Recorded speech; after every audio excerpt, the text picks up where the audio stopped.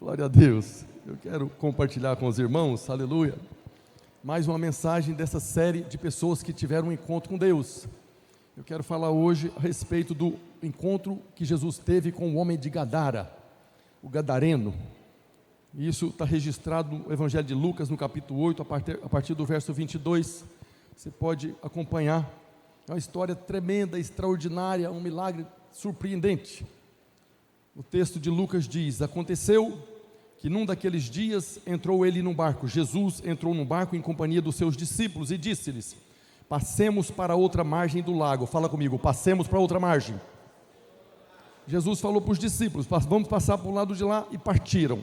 Enquanto navegavam, ele adormeceu, e sobreveio uma tempestade de vento no lago, correndo eles o perigo de sossobrar, de naufragar, de afundar o barco. Chegando-se a ele, despertaram-no dizendo: mestre, mestre, estamos perecendo. Despertando-se Jesus, repreendeu o vento e a fúria da água. Tudo cessou e veio a bonança. Então lhes disse: onde está a vossa fé? Eles, possuídos de temor e admiração, diziam uns aos outros: quem é este que até os ventos e as ondas repreende e lhe obedecem? Quem é esse? Jesus, o Messias, o Salvador, aquele que foi anunciado em todo o Velho Testamento. Todos nós já ouvimos pregações a respeito desse texto. Nossa vida é cheia de tempestades, cheia de turbulências, mas o Senhor está sempre no nosso barco nos sustentando, né? Mas aqui tem algo assim que nós precisamos meditar nisso. Que eles estavam atravessando o mar da Galileia, e no meio daqueles discípulos tinham pelo menos 4 discípulos que eram pescadores profissionais, que estavam acostumados com o mar da Galileia, André, Pedro, Tiago e João, eles eram pescadores do mar da Galileia, e eles entraram em pânico naquele momento que veio aquela tempestade. Por que eles ficaram em pânico, com tanto medo daquela tempestade específica? Será que aquela tempestade era pior do que outras, que certamente eles já tinham enfrentado? Será que aquela tempestade tinha uma origem natural ou uma origem espiritual? Eles eram pescadores profissionais, estavam acostumados com aquele lago. Na verdade, o mar da Galileia não é um mar, né? Na verdade, ele é apenas um lago grande. Mas algo diferente aconteceu naquela tempestade. Mesmo eles sendo pescadores profissionais, eles ficaram com medo. E a pergunta é: será que foi uma tempestade natural? Você vê muitos estudiosos falando que o mar da Galileia, como ele fica a 270 metros abaixo do nível do mar, então ele tem uma característica de repente, do nada, desce uma ventania lá no meio daquele mar.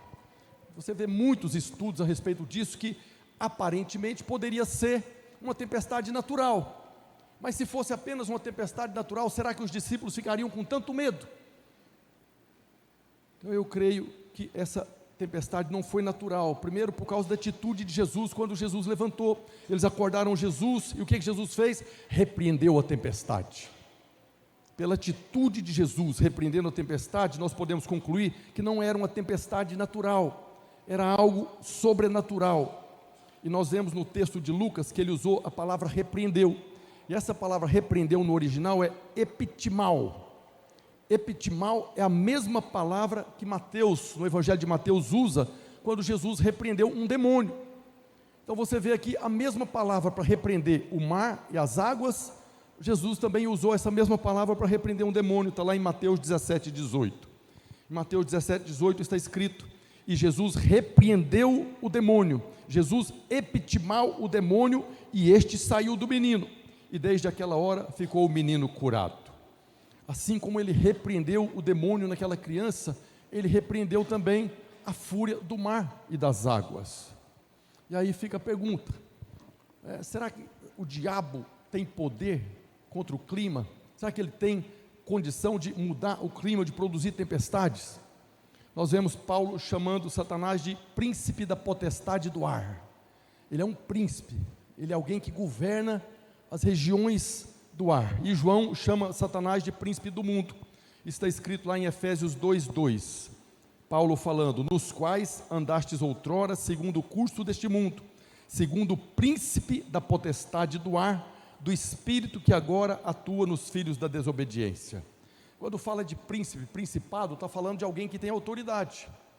E João fala em João 12:31: que chegou o momento de ser julgado este mundo, e agora o seu príncipe será expulso. João está falando também que tem um príncipe que governa o mundo. Nós sabemos que o mundo jaz do maligno, tem alguém que está governando o mundo. Aí essa pergunta é importante para nós, nessa mensagem. Será que Satanás ele tem poder para manipular o clima? Será que ele tem esse poder, essa autoridade para influenciar agora a condição climática? Isso particularmente, eu creio que sim. Porque além do fato de Jesus ter repreendido a tempestade, nós vemos no livro de Jó, quando Satanás estava tentando Jó, ele também mudou a situação do clima.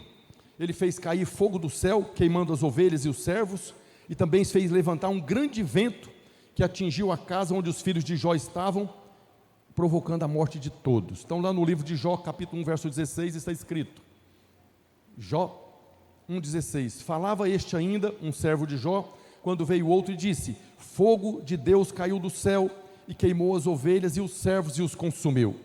Aí você fala, mas é fogo de Deus. Mas Satanás havia conversado com Deus, e Deus falou, faz o que você pode, mas não toca nele. O próprio Deus falou para Satanás, faz o que você puder contra ele, mas não toca nele.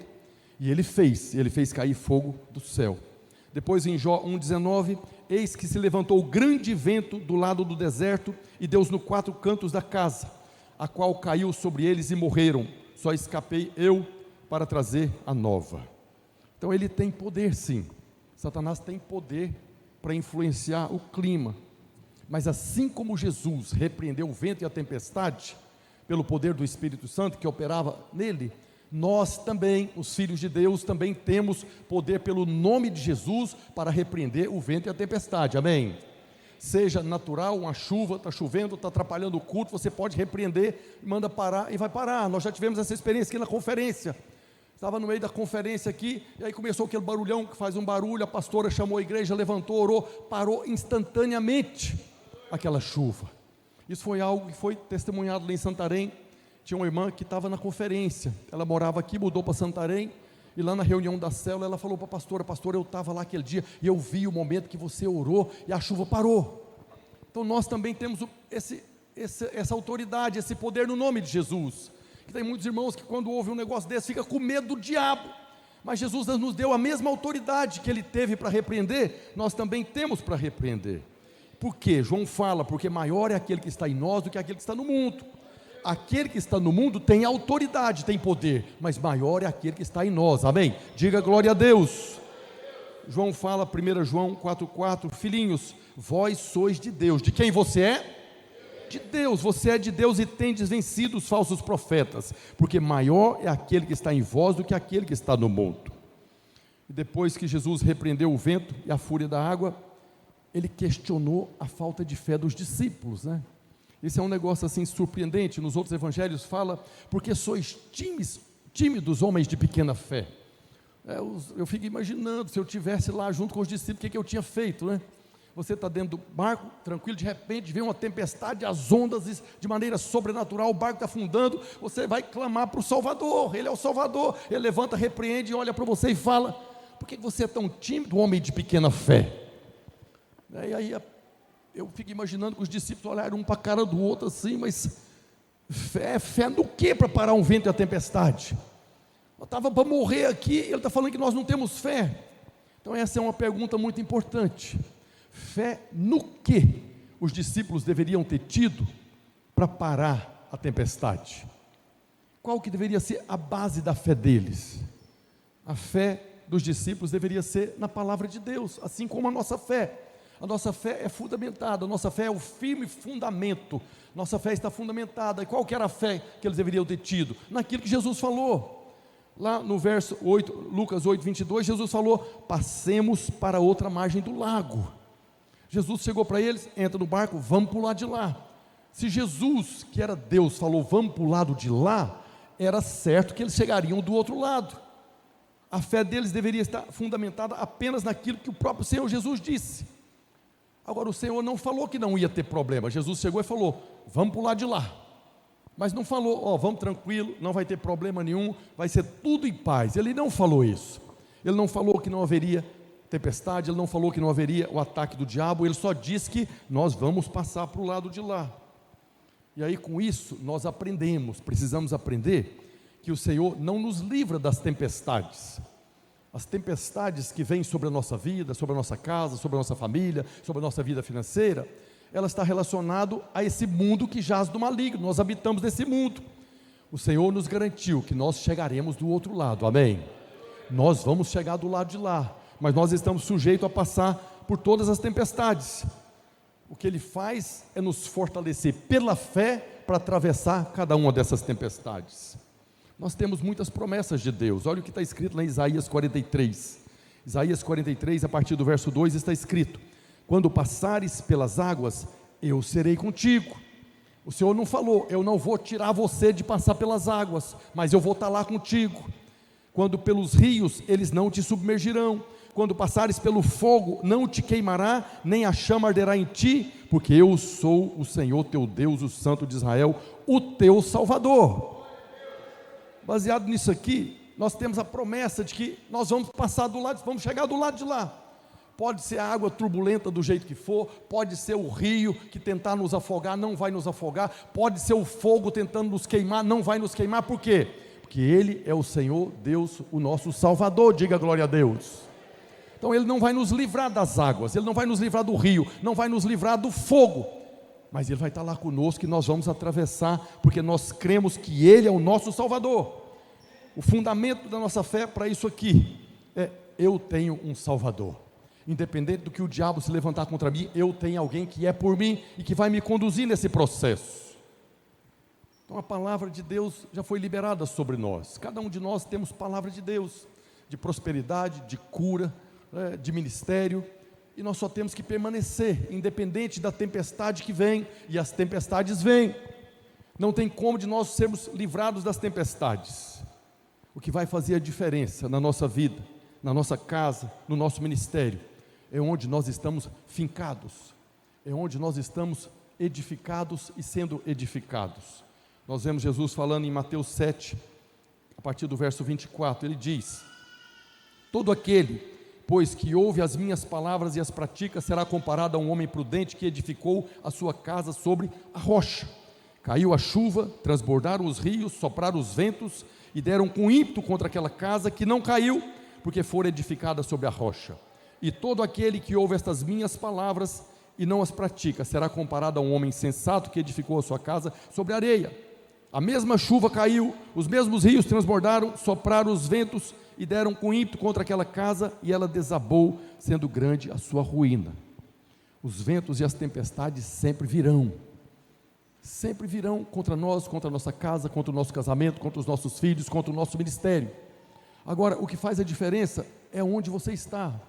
Aí Jesus fala, se você ouve as palavras e pratica. Infelizmente, os irmãos pegam Jesus falando, aquele que ouve as minhas palavras e pratica, aí já vai lá para o mandamento de Moisés. Eles consideram que a palavra de Jesus é os mandamentos, os 10 mandamentos, os 613 mandamentos, mas não são.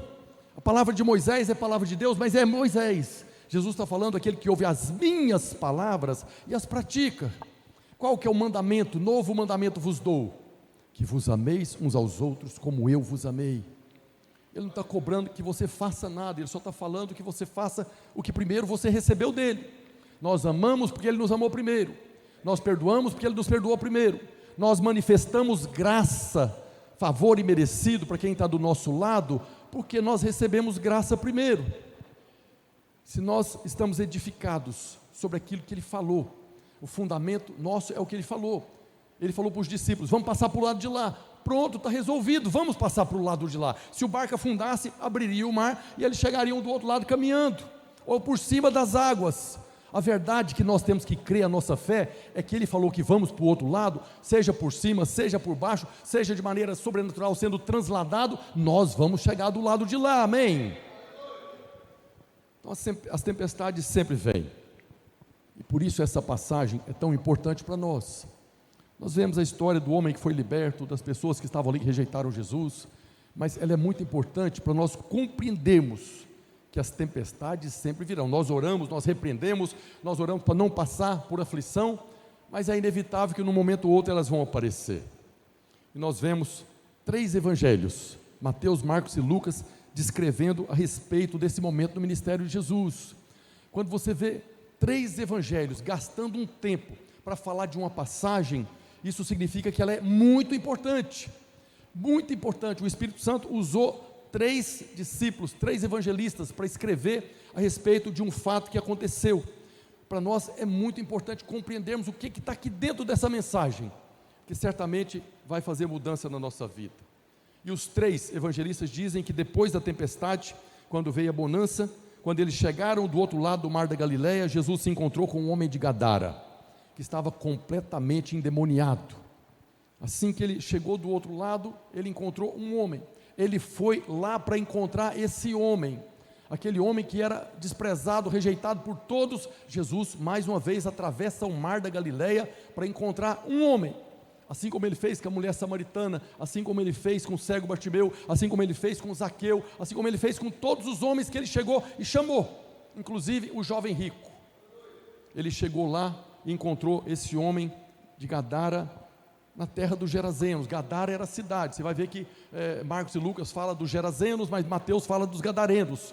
Gadara era a cidade, Gerasa era a região. Então Gadara era uma cidade que ficava na região dos Gerazenos. Então Lucas capítulo 8, verso 26 diz: então rumaram para a terra dos Gerazenos, fronteira da Galileia. Logo ao desembarcar, veio da cidade ao seu encontro um homem possesso de demônios. Fala, possesso de demônios, que havia muito não se vestia, nem habitava em casa alguma, porém vivia nos sepulcros, vivia nos cemitérios. Marcos, falando do mesmo texto, ele diz: entrementes, Marcos 5, verso 1, entrementes, chegaram a outra margem do mar, a terra dos Gerazenos. Ao desembarcar, logo veio dos sepulcros do cemitério ao seu encontro um homem possesso de espírito imundo, o qual vivia nos sepulcros e nem mesmo com cadeias alguém podia prendê-lo. Aqui é a narração de Lucas e de Marcos. Mas quando você vai no evangelho de Mateus, ele fala que eram 2 endemoniados. Está escrito lá em Mateus capítulo 8, verso 28. Tendo ele chegado a outra margem, a terra dos Gadarenos, vieram-lhe ao encontro 2 endemoniados, saindo dentre os sepulcros, e a tal ponto furiosos, que ninguém podia passar por aquele caminho. Então Marcos e Lucas falam que era 1, Mateus falam que era 2, mas o fato deles falarem que era 1 e que era 2 não expõe nenhuma contradição na Bíblia, como muitas pessoas afirmam aí, que a Bíblia está cheia de contradições. Não tem contradição nenhuma. Cada um deles escreveram o evangelho inspirados pelo Espírito Santo e deram a ênfase necessária para trazer luz e revelação sobre o texto. A revelação que nós temos da passagem, do fato, é que vai fazer a diferença. O fato de Marcos e Lucas falar que era 1, não significa que não tinha 2 ou mais, poderiam ter mais endemoniados. Eu até acredito que tinha muito mais endemoniados. No final eu vou falar por quê. Então o fato de um falar a história de 1 e o outro falar de 2, não significa que tinha apenas 1 ou 2, poderiam ter até mais. Imagina, por exemplo, eu estou aí na cidade contando para uma pessoa a respeito de um fato que aconteceu aqui na igreja. Aí eu estou falando para a pessoa, eu estava lá no culto outro dia pregando, de repente um homem levantou no meio lá e começou a gritar. Eu estou falando de um homem que levantou para gritar, mas significa que tinha apenas um homem aqui no prédio? Não, não significa. Então não existe contradição nenhuma na palavra de Deus, ela é inerrante, não há erro na palavra de Deus. Agora, quem era esse homem que teve um encontro com Jesus, esse homem de Gadara, esse gadareno? A Bíblia não fala o nome dele, mas diz que ele habitava em Gadara, na terra dos Gerazenos. As pessoas dessa região, elas eram conhecidas como Gerazenos, Gadarenos ou Gergesenos. Fala, Gergesenos. Meio difícil de falar, mas eles eram conhecidos como Gergesenos, e você vai saber daqui a pouco por quê. Então, no tempo de Jesus, Gadara fazia parte daquela chamada Decápolis, eram 10 cidades, na verdade, era uma confederação do Império Romano, composta de 10 cidades. Você vai ver Paulo falando depois, Jesus visitando depois essa Decápolis. E esses Gerazenos, eles eram um povo remanescente dos antigos Girgazeus, fala Girgazeus, que habitavam na terra de Canaã quando Josué entrou para conquistar. Quando Josué entrou na terra, um dos povos que deveriam ser destruídos era esses Girgazeus, que está escrito lá em Deuteronômio capítulo 7, no verso 1. Lá diz: quando o Senhor teu Deus te introduzir na terra a qual passas a possuir, e tiver lançado muitas nações diante de ti, os heteus, os girgazeus, os amorreus, os cananeus, os ferezeus e um monte de eus que tinham lá. Então esses girgazeus habitavam naquela terra, exatamente aonde está agora a cidade de Gadara, nesse território dos Gerazenos. E aqui, quem conquistou naquela época foi Josué. Agora, eu não sei se os irmãos sabem, mas o nome Josué, no original, é Yeshua, Yehoshua, o mesmo nome de Jesus. Então, Jesus poderia ser chamado de Josué, mas só que a tradução para o português ficou em Jesus, por causa do latim, que era Jesus, ou no grego, Jesus. Então, Jesus tem o mesmo nome de Josué. Isso tudo é importante, por quê? Porque Yeshua significa Jeová é nossa salvação, ou Jeová é salvação. Tanto o nome de Josué quanto o nome de Jesus significa Jeová é nossa salvação. O que estava acontecendo agora com Jesus caminhando naquela terra? O mesmo que aconteceu com Josué. Jesus estava seguindo os passos de Josué, conquistando aquela terra que fora prometida aos patriarcas Abraão, Isaque e Jacó, mas agora com outro tipo de arma. Quando Josué ia, ele ia com exército armado com lança, espada, arco e flecha. As armas de Jesus agora eram espirituais, porque ele estava combatendo uma guerra espiritual, percorrendo o mesmo caminho que Josué. Nós falamos semana passada, Jesus já havia derrubado as muralhas de Jericó. Quando ele curou o cego Bartimeu, e quando ele levou agora Zaqueu, aquele homem que era o pior de todos, a salvação, a conversão de Zaqueu. Jesus invadiu Jericó, mudando a história daquele homem e de Zaqueu, gerando um testemunho que muitas pessoas converteram também. Mas agora ali na terra dos Gerazenos, ele estava enfrentando os espíritos dos antigos girgazeus, que eram as entidades que eram adoradas por aquele povo, que agora seriam completamente derrotadas. Qual que era a condição do homem de Gadara? Lucas diz que ele, por causa dos demônios, andava nu e não habitava em casa nenhuma, mas vivia no cemitério, nos sepulcros, que é um lugar de morte. Ele não vivia no meio do povo que tinha vida, ele estava no lugar de morte. E Marcos acrescenta que ele tinha uma força descomunal. Muitas vezes tentaram prender ele com algemas, grilhões, e ele despedaçava tudo e saía correndo. Então tinha uma força sobrenatural, ninguém podia prendê-lo. Marcos diz, Marcos 5, verso 3 ao 5, o qual vivia nos sepulcros, e nem mesmo com cadeias alguém podia prendê-lo, porque tendo sido muitas vezes preso com grilhões e cadeias, as cadeias foram quebradas por ele, e os grilhões despedaçados, e ninguém podia subjugá-lo. Andava sempre, de noite e de dia, clamando entre os sepulcros e pelos montes, ferindo-se com pedras. Além disso, Marcos diz que ele vivia nos sepulcros, ferindo-se com pedras. Mateus fala que ele batia pedras, ou se cortava com pedras. Aqui é a imagem de um monstro, ou de um homem que vivia uma constante agonia, uma terrível agonia de alma. Tem algo que fala aqui que a gente percebe, que fala dele clamando. Marcos fala aqui que ele andava sempre de dia e de noite clamando para quem? Então há momentos que você vê que é um homem falando, e há momentos que você vê que são os demônios falando. Mas aqui está a imagem de um homem terrivelmente em agonia de alma, desesperado, sofrendo horrores. As pessoas daquela época talvez olhassem para ele e viam apenas um monstro. É como se fosse um animal feroz que vivia no cemitério correndo, todo mundo chegava perto, se alguém fosse lá ele agredia as pessoas. Então essa era a imagem que as pessoas tinham dele. Mas você vai ver que Jesus não viu dessa maneira. Se nós estivéssemos lá, seria assim que nós o veríamos. Aquele homem não tinha alívio. Imagina os pensamentos torturantes na sua mente, de acusação, de condenação, o tempo todo falando com ele, ouvindo vozes, sendo tocado, impulsionado, empurrado por demônios. Todos nós já vimos como que o diabo opera na vida das pessoas. Nossos encontros sempre vemos manifestações que não se compara. Esse é o caso mais terrível de pessoa endemoniada na Bíblia. Eu estou criando um quadro aqui para você ver a condição desse homem. Era alguém completamente escravo do diabo em todas as áreas, mas ele vivia um sofrimento que nós não conseguimos imaginar. E aí quando a Bíblia fala que ele se feria ou se cortava com pedras, Isso nos mostra pelo menos duas coisas que ele buscava desesperadamente naquela batalha que ele vivia todo dia, o tempo todo, anos, vivendo dessa maneira. O primeiro era o desejo de se libertar daqueles demônios. Então ele batia pedras, talvez naquele desejo de espantar aqueles demônios. Demônios ficam sobre as pessoas como pássaros, como pessoas empurrando. Ele via essas coisas e ele usava pedra para bater nele, para tentar espantar aqueles demônios da vida dele. Tamanho desespero. E a segunda condição a respeito de se cortar com pedra era suicidar, é morrer por causa da aflição que ele vivia. Vivia uma condição desesperadora, o desejo de tirar a própria vida, de suicidar. E aí quando você vê a imagem desse homem que Jesus encontrou do outro lado, aí você compreende por que da tempestade no meio do mar da Galileia. Aqueles principados, potestades que estavam agindo naquela região, especialmente na vida daquele homem, tentaram segurar Jesus, porque eles sabiam que Jesus estava indo para lá. Devia ter algum demônio fofoqueiro do outro lado que ouviu Jesus falando: vamos para lá, vamos para Gadara. E já passou o WhatsApp logo para essas potestades do outro lado lá: segura ele no meio do mar.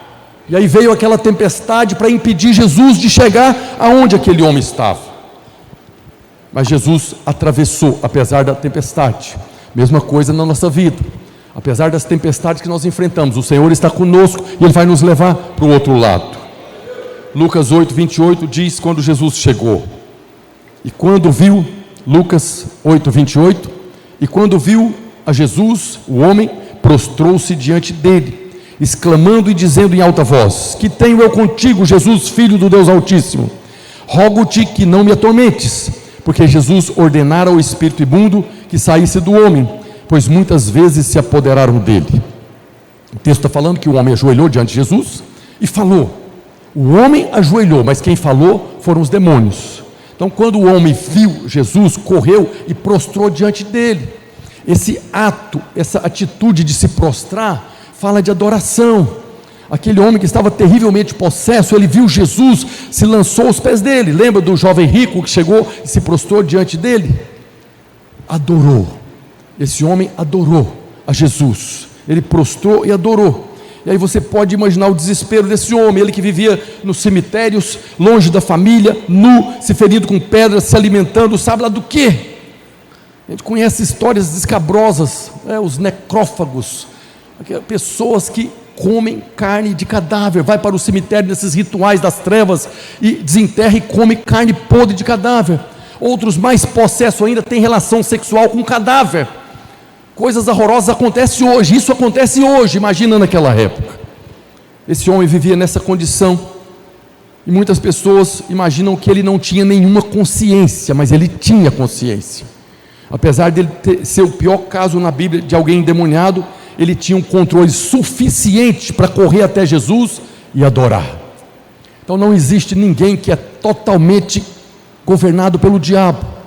Todos têm condição de poder correr para Cristo.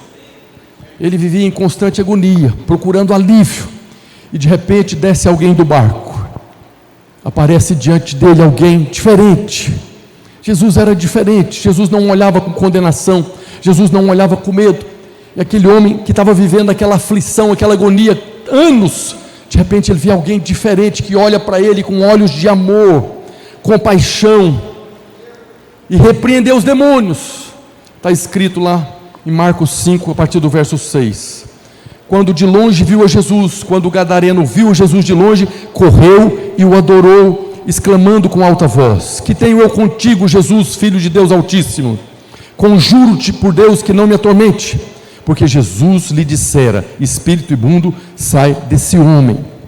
O homem prostrou diante de Jesus e os demônios falaram pela boca dele, claramente reconhecendo Jesus como o Filho do Deus Altíssimo. Essa palavra Deus Altíssimo, esse nome Deus Altíssimo é El Elyon.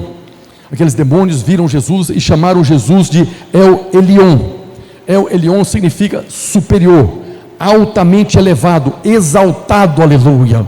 Aqueles demônios chegaram e reconheceram Jesus: esse aqui é exaltado, ele é superior.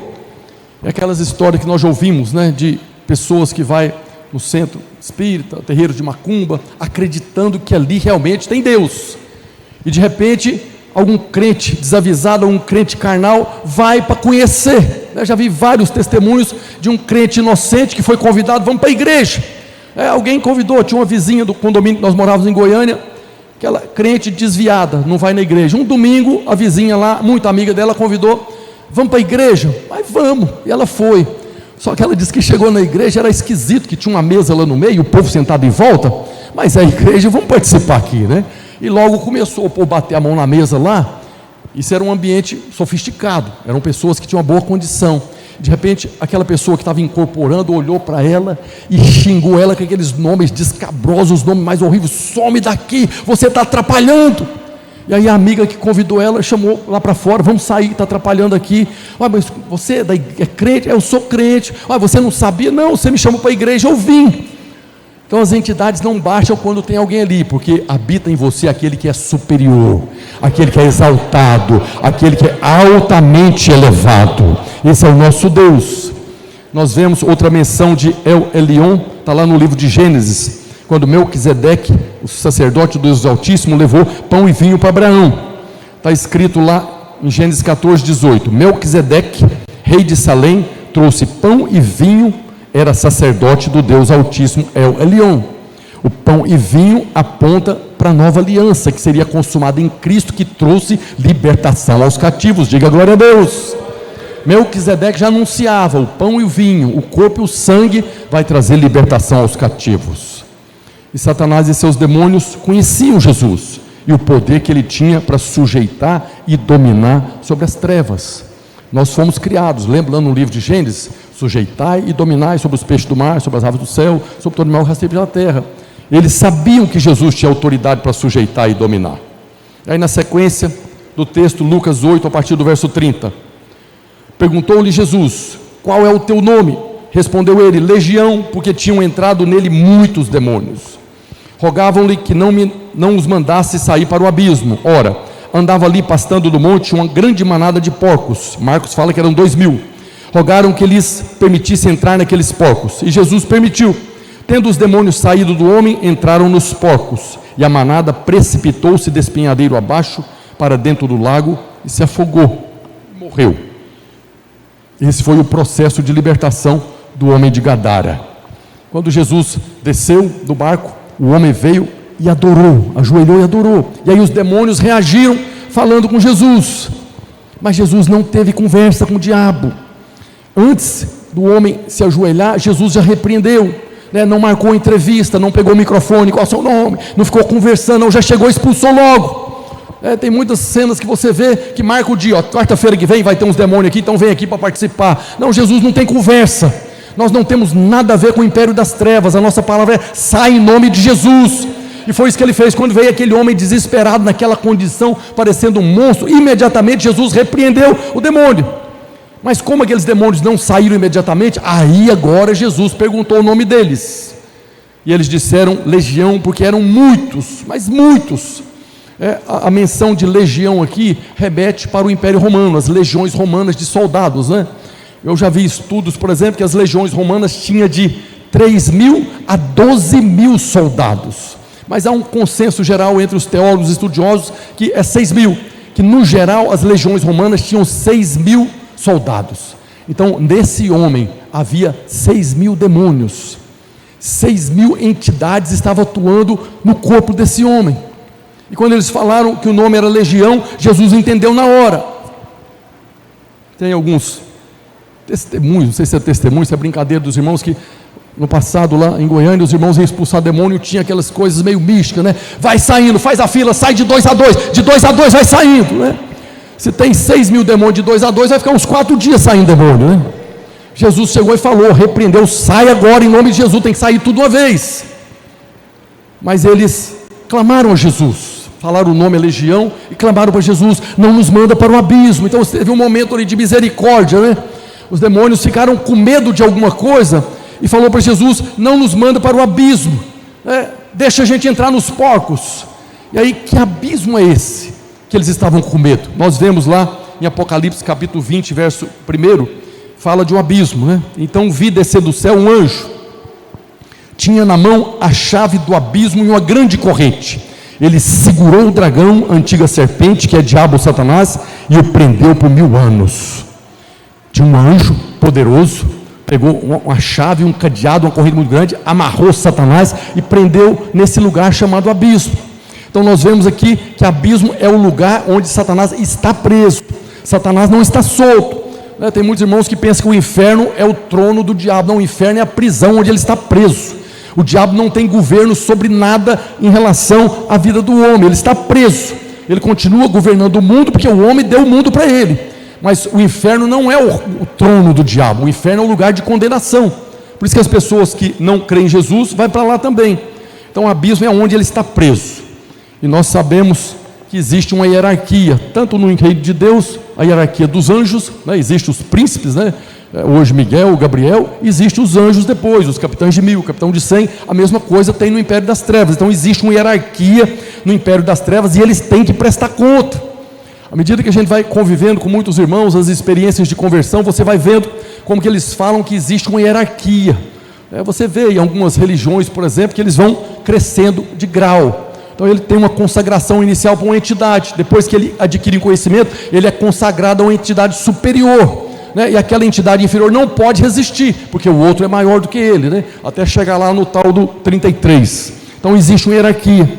Então tem alguns estudiosos que creem que quando esses demônios clamaram para não serem lançados no abismo, é porque eles não queriam enfrentar Satanás cara a cara, para não ter que prestar conta ali daquilo que eles haviam sido designados, que era destruir aquele homem e aquela região. Por isso eles pediram para Jesus para deixar eles entrar nos porcos. O que é mais extraordinário aqui é que Jesus deixou. O diabo pediu algo para Jesus e ele deixou. E aí o texto diz que quando eles entraram nos porcos, os porcos imediatamente lançaram no despenhadeiro abaixo, caindo no mar, morrendo afogado. E aí nós vemos de novo a imagem terrível que aquele homem vivia por anos. Aquela opressão que ele carregou e suportou por anos. Os porcos, que eram considerados animais imundos, não suportaram nem um minuto. Nem um minuto. Marcos fala que eram 2.000 demônios que estavam 2.000 porcos que andavam naquela região, né? E eram 6.000 demônios. Então se foi um homem, como Marcos e Lucas diz, 6.000 demônios entraram em 2.000 porcos, 3 demônios para cada um. Aqueles porcos não suportaram a aflição e a dor que aquele homem estava suportando há anos, preferiram morrer do que continuar naquela opressão. Se é como Mateus, que eram 2 endemoniados, então eram 2 endemoniados, 6.000 demônios, então dava ali 1 para cada, 2 para cada. E mesmo assim eles não suportaram a aflição de viver naquela condição que aquele homem estava vivendo por anos. Eles preferiram morrer afogado no mar da morte do que viver naquela situação. E aí o texto continua dizendo, Lucas 8, verso 34. Os porqueiros, que cuidavam daqueles porcos ali, vendo o que acontecera, fugiram e foram anunciá-lo na cidade e pelos campos. Então saiu o povo para ver o que se passaram e foram ter com Jesus. Lembra o que aconteceu com a mulher samaritana? Quando ela viu que Jesus era alguém especial, ela correu na cidade, contou para todo mundo e a cidade veio. Até aqui parece que está acontecendo a mesma coisa. As pessoas que viram o milagre acontecendo ali, saiu correndo, foi anunciar na cidade pelos campos. Mas então saiu o povo para ver o que passaram e foram ter com Jesus. De fato, acharam o homem de quem saíram os demônios, vestido em perfeito juízo, assentado aos pés de Jesus, e ficaram dominados de terror. E algumas pessoas que tinham presenciado os fatos contaram-lhes também como fora salvo o endemoniado. Até aqui maravilhoso, eles estavam vendo o milagre, alguém que foi completamente restaurado. Mas aí diz o texto, todo o povo da circunvizinhança dos Gerazenos rogou-lhe que se retirasse deles, pois estavam possuídos de grande medo. E Jesus, tomando de novo o barco, voltou para Cafarnaum, que é de onde ele veio. O homem de quem tinha saído os demônios rogou-lhe que o deixasse estar com ele. Jesus, porém, o despediu, dizendo: volta para a tua casa e conta aos teus tudo o que Deus fez por ti. Então foi ele anunciando por toda a cidade todas as coisas que Jesus lhe tinha feito. A situação desse homem mudou completamente quando ele teve um encontro com Jesus. Nós fazemos um encontro com Deus. A minha situação mudou completamente o dia que eu tive um encontro com Jesus. Eu creio que a sua situação mudou completamente o dia que você teve um encontro com Jesus. Por isso nós insistimos tanto para convidar pessoas para ter um encontro com Jesus. Nós somos o canal para anunciar esse Jesus maravilhoso que liberta as pessoas. As pessoas daquela cidade ali que foram lá, depois que ouviram dizer que aconteceu um milagre, eles foram até Jesus e viram, eles estavam acostumados a ver aquele homem terrivelmente endemoniado, nu, ferindo-se com pedras, mas acharam ele agora completamente transformado, vestido, em perfeito juízo, assentado aos pés de Jesus. Aquele homem que não tinha alívio um segundo por dia, era de dia e de noite se ferindo com pedras, parece que nem dormia. Agora eles acharam um homem descansando aos pés de Jesus. Essa é a condição nossa, nós estamos assentados com Cristo, essa é a nossa posição legal, mas essa deve ser a maneira com que nós devemos viver aqui na terra também, assentados, descansando aos pés de Jesus. Quando nós descansamos assentados aos pés do Cristo, do Salvador, maior é Ele do que aquele que está no mundo, então nós podemos agora sujeitar o diabo, podemos atravessar as tempestades. Quando surge a tempestade, não é hora de desesperar, é hora de permanecer assentado aos pés de Jesus, porque é Ele que vai nos conduzir. E é por isso que Tiago fala, lá em Tiago 4,7, sujeitai-vos portanto a Deus, mas resisti ao diabo e ele fugirá de vós. Mais uma vez eu falo, tem gente que acredita que Tiago está falando aqui, sujeitai-vos portanto a Deus, você tem que cumprir os mandamentos, cumpre os 10 mandamentos, agora você vai ter autoridade contra o diabo. Ninguém tem autoridade contra o diabo porque cumpre mandamento, porque obedece à lei. Sujeitar a Deus é descansar aos pés do Salvador, descansar assentado aos pés de Jesus. E aí nós vemos, o texto diz que o homem de Gadara pediu para seguir Jesus, mas ele o despediu dizendo, volta, Lucas 8,39, volta para casa e conta aos teus tudo que Deus fez por ti. Então ele foi ele anunciando por toda a cidade todas as coisas que Jesus tinha feito. Aí outra pergunta, por que Jesus não permitiu que ele seguisse os discípulos? Eu creio que a primeira coisa é a condição da família daquele homem. Aquele homem que as pessoas poderiam olhar para ele, não imagina que ele tem uma família, pai, mãe, esposa, filhos. Jesus falou, volta para sua casa. Imagina a situação da família daquele homem, como que eles estavam vivendo todos aqueles anos. Aquele homem que fosse filho, que fosse o pai, que fosse marido, numa condição daquela, nos cemitérios, nu, se ferindo com pedra, brigando com todo mundo, ninguém conseguia prender. Imagina a condição que a família daquele homem vivia. E ele viu Jesus, é o meu Senhor, é o meu Salvador, é o meu Adonai, eu quero te seguir. Ele falou, não, você vai para a sua casa, você vai chegar lá na sua família e contar tudo, para que eles possam entender que aquele homem não era você, que tinha demônios que faziam aquilo na sua vida. Restaura a sua casa, restaura a sua família. É a primeira coisa que Jesus falou para ele, você vai voltar para a sua casa agora, vai abraçar sua esposa, vai beijar sua esposa, vai abraçar os seus filhos, e vai falar para eles que você tem uma nova vida, que aquele tempo passou, as coisas velhas passaram, eis que tudo se fez novo em Cristo. Essa é a nossa condição quando temos um encontro com o Senhor Jesus, as coisas velhas passaram, tudo se fez novo. Precisamos deixar as coisas velhas, não podemos mais, o diabo sempre vai trazer. Você pode imaginar que o diabo ainda voltava na mente dele falando, você não perdeu, eu ainda mando da sua vida, faz isso, faz aquilo, pega uma pedra. Aí ele deve pegar a pedra e some daqui agora, e arrumava a pedra no capeta. Que as coisas velhas passaram, amém? A segunda coisa é que agora ele tinha um testemunho poderoso, ele habitava numa região importante, Decápole. E aqui o texto diz que ele saiu anunciando por toda a cidade e cidades tudo que tinha havia acontecido. Aquele homem que vivia naquela condição horrível, agora se tornou um mensageiro da luz, um pregador do Evangelho. Ele foi agora pregar o Evangelho naquelas cidades, se tornou um grande evangelista, e um testemunho forte. E uma pessoa que vivia na condição dele, ele não era conhecido apenas em Gadara, certamente era conhecido em toda a região dos Gerasenos, toda aquela região que vivia, habitava os antigos espíritos gergazeus, e ele agora se transformou um mensageiro do Evangelho. Nós vemos lá em Marcos 5:20, então ele foi e começou a proclamar em Decápolis, nas 10 cidades, tudo o que Jesus lhe fizera, e todos se admiravam. Ninguém podia negar a condição daquele homem. Alguma coisa aconteceu. Aconteceu que esse cara esquisito, era um monstro, um bicho, agora virou alguém completamente diferente. Esse é um testemunho poderoso da salvação. Louva a Deus pelo irmão que testemunhou aqui da cura. Louva a Deus.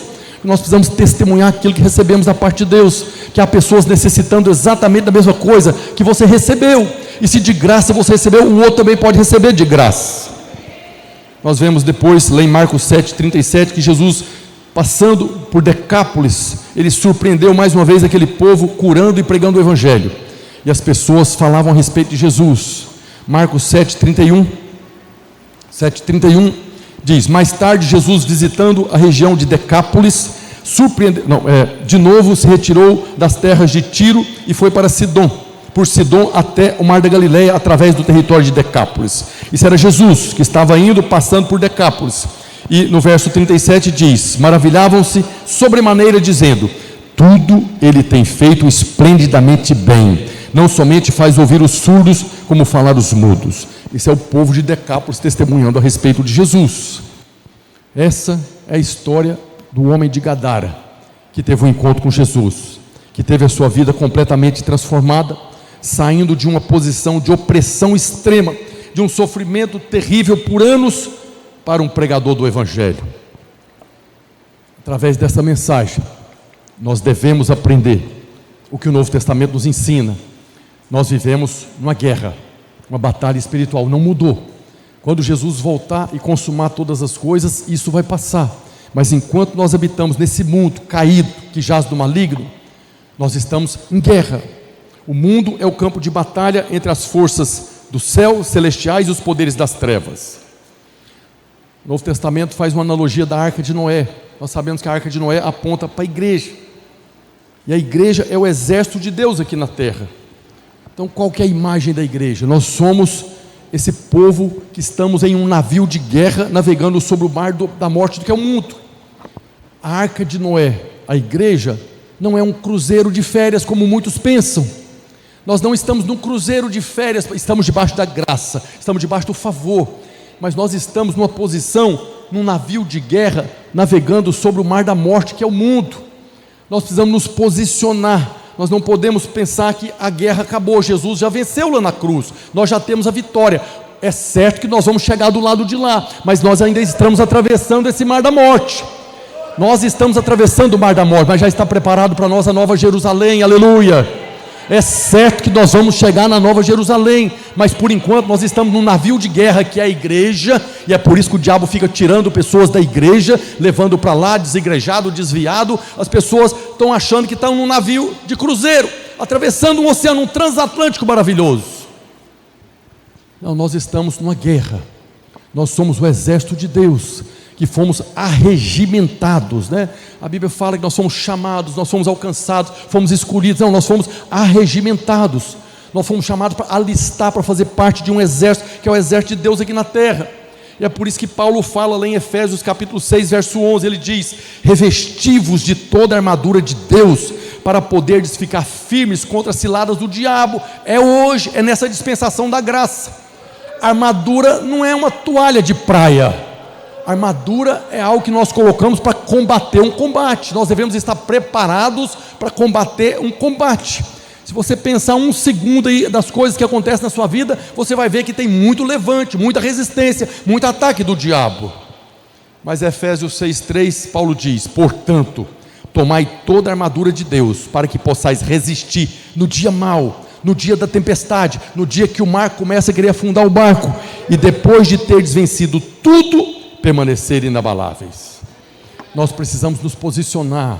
Eu louvo a Deus por cada líder de célula, por cada anfitrião, por cada irmão que reúne na célula, que vem no culto. Louvo a Deus porque você tem entendido que nós estamos numa batalha, e o exército é a igreja. Aquele soldado que sai, está lá na guerra, está lá no Vietnã, não, eu não vou mexer com esse negócio mais não, eu vou embora para casa, e sai lá no território do inimigo, que é o mundo, abandona o exército. O que acontece com ele? Cada irmão que sai da igreja, que deixa de ser igreja e vai para o mundo, ele é um soldado que saiu da área do quartel, que saiu do combate, está sujeito a todo ataque. Por isso nós precisamos nos posicionar, estarmos preparados para combater o combate todo dia. Nós temos um general, amém? O nosso general é Cristo. Queria convidar você a ficar de pé, a equipe de louvor aqui. Nós somos um exército, que temos um general que já nos deu a vitória, amém? Nós temos um general que vai à frente, quebrando tudo, preparando o caminho para nós. nós vamos encerrar aqui com alegria no coração, porque esse homem estava perdido e foi achado. Esse homem não foi até Jesus, Jesus foi até ele. Jesus chegou e aí sim ele reconheceu, e apesar de uma legião de demônios na vida dele, ele conseguiu se ajoelhar, se prostrar. Se você conhece pessoas endemoniadas aí fora, blasfemas, que falam mal de tudo e de todos, essa pessoa precisa ter um encontro com Deus, e esse Deus maravilhoso habita em você. Se você fizer uma oração simples: Senhor, eu quero ir lá falar do seu amor, e o Senhor vai lá e ele vai perceber em você a glória de Deus, e vai reconhecer que você tem algo para ele, como esse gadareno viu em Jesus, e você vai ser um canal de salvação. Amém? Feche seus olhos, vamos orar para que essa mensagem entre no nosso coração e nós possamos combater esse combate todo dia. Pai, no nome de Jesus, Senhor, nós te agradecemos e te louvamos, ó Deus, pela tua palavra que nos ensina, que nos inspira, que nos exorta, ó Deus, que nos confronta. Nós oramos, ó Deus, para que o Senhor nos conceda espírito de sabedoria, de revelação, do pleno conhecimento dessas verdades espirituais, que o Senhor nos arregimentou para fazermos parte de um exército. O Senhor tem nos capacitado, o Senhor tem nos fortalecido, o Senhor tem derramado no nosso coração fé sobre fé, para que possamos combater o bom combate.